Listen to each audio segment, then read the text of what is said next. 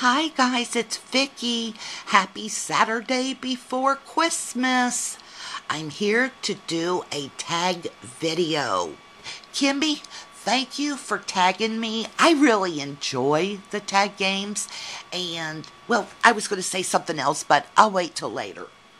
I'm really glad the first question is asked because I've wanted to do a video about this for a long time. Number 1. How did you come up with your YouTube name? Well, for those of you who, for some crazy reason, don't know, my channel name is Me Love Bono. I know some of you may think it's Me Love Bono, Jill. But, listen, just because I'm old doesn't mean I've lost all my cool. It is Bono from the band U2. I have so many different screen names, password names for PayPal, for emails, for my banking online, for my shopping sites.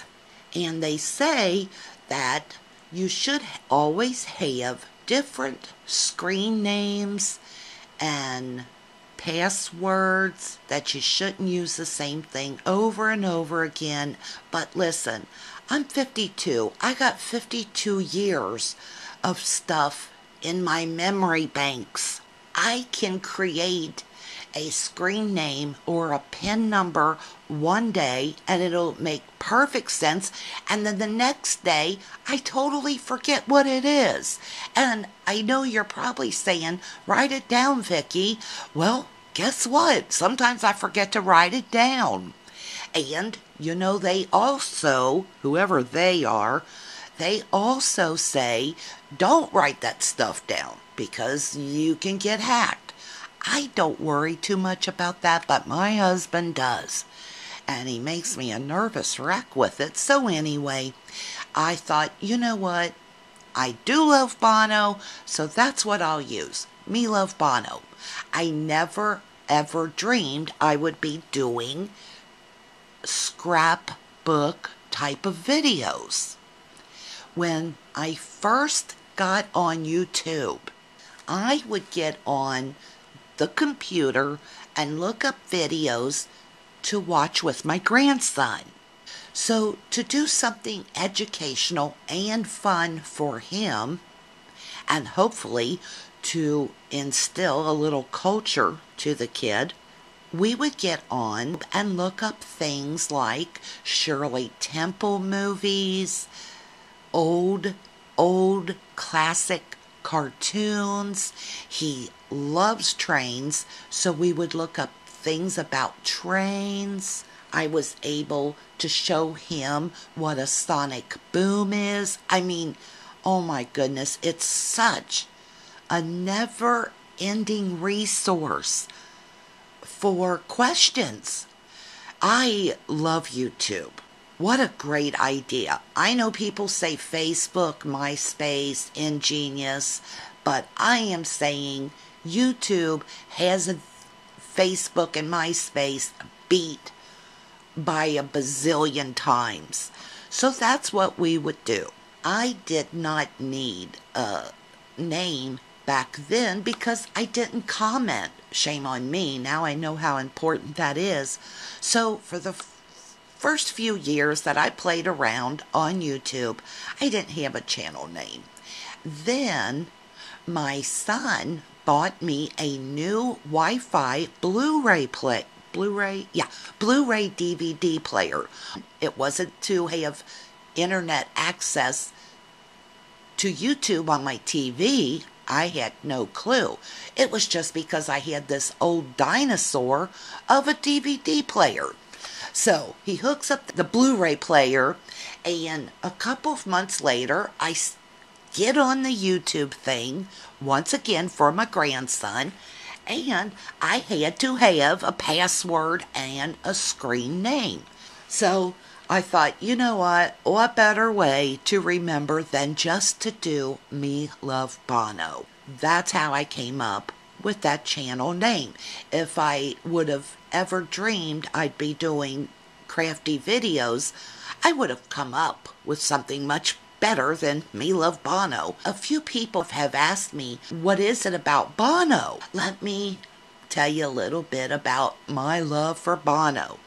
I have loved U2 and Bono. And just in case you don't know who Bono is, he is the lead singer for a band called U2.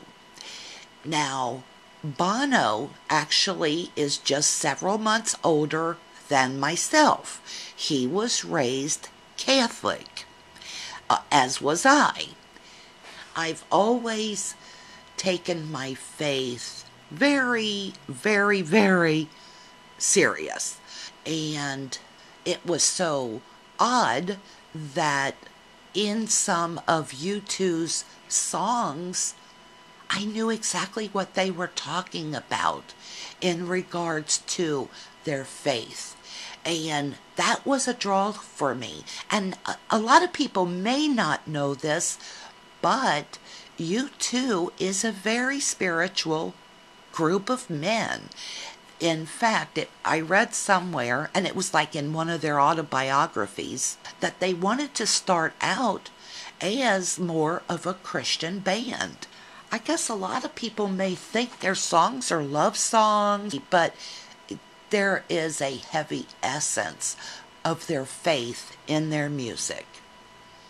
That was a real draw for me when I was young. So, I admire him for who he is and what he has done, and I love the music too, and to me, he's cute. Now listen, if you're watching this, Bono, can you hook a sister up? 30 years, I'm loving you, and I've never been to a U2 concert. Can you believe that? Now, I'm so old, I can't get on my husband's shoulders. Oh my gosh, if I did that, then they're going to have to get an ambulance to the stadium, and they're going to have a stretcher for my husband.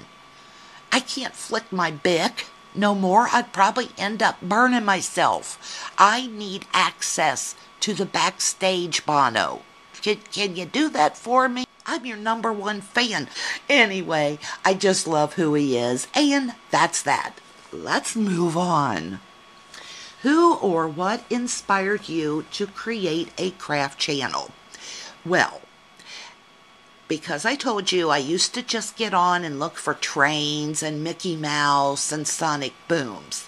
One day I'm sitting here, there's nothing on TV, I had free time, and I had YouTube pulled up, and I thought, hey, I wonder if Anna Griffin has anything on here. She used to be, and she will always have a special place in my heart, but my style's changed a little. I used to love Anna Griffin. So I type in Anna Griffin, and lo and behold, I find all of these videos, but it was all HSN things, like where she had appeared. So then I keep on. I'm like, I type in scrapbooking. I didn't come up with a whole lot of things, but I did find Card Crazy Mary. Y'all know Mary. She does the cards with Mary, and she has like 95 million subscribers. And then I also found another young woman, and I hate that I can't remember her first name, but I think her blog was called Getting Cricky. So I found her videos. I thought I had struck gold. Well, once again, I didn't comment, shame on me, but I just watched their videos for a couple of weeks. Crystal! Her name's Crystal. I would watch her videos and Mary's, and it just got to the point where I really felt like I had to comment, even though both of them had 1 trillion subscribers. I felt like they just really needed to hear my 2 cents on how much I enjoyed their videos and what I thought about their products and so on and so forth. So that's who inspired me. Number 3 question. Did you always love to craft with paper? I have to say, since I'm maybe 10 years old, yes. Even before that, I used to love coloring books, crayons. We're going back 40 plus years, keep that in mind. Markers was kind of like a special treat back then. They weren't as popular and as low cost as they are now. So when I got a set of markers, I was pleased as punch. So yes, I have always loved paper and pens for some reason. Listen, I remember going shopping with my mom when I was like 7 years old, 8. And I remember at the grocery store being allowed to get a pad of paper and new pens. Coming home, sitting down in front of the TV, waiting for the TV show The Monkees to come on. And I remember sitting there drawing with my new paper and pens. Now, I don't know if there's anybody as old as me watching these videos, but this might ring a bell if you're in your 50s. But I got a pad of paper, and it was that wonderful linen textured paper out. They had ruled and unruled. And it had this big guy. He kind of looked like a marshmallow cartoon on the front cover.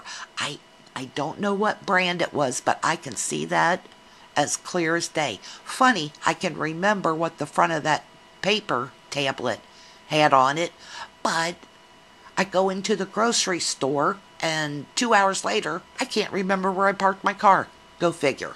So anyway, my first scrapbook was 1971.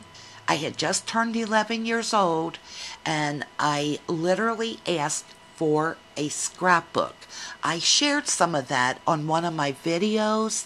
It is the Mercy Tierra Challenge video, if you're at all interested. Anyway, back then, you did not just put pictures in your scrapbook. You put memories, little mementos, like in my scrapbook, I have the official papers from the David Cassidy Partridge Family fan club. I would write things in my scrapbook. How amazing, in one part of my scrapbook album, it says, "The bells at St. Clair Church are ringing because the Vietnam War ended today." I mean, how cool is that? I was very young, but I knew this was a big thing. So as I sat writing that, the bells of the church were ringing in honor that the war was over. Just all kinds of things. So, I had Valentine cards. I have a quarter in that album that my first boyfriend, Ralph, gave to me. So that's the kind of things you did in your scrapbook albums back then. But I still have it. So I guess it's easy to say, yes, I think I always have enjoyed crafting and using paper. Number 4. Yes, indeedy, I think it's time to go to the second video. I'll be answering the question, what's the bleep you don't like? I'll be right back. Thanks for watching.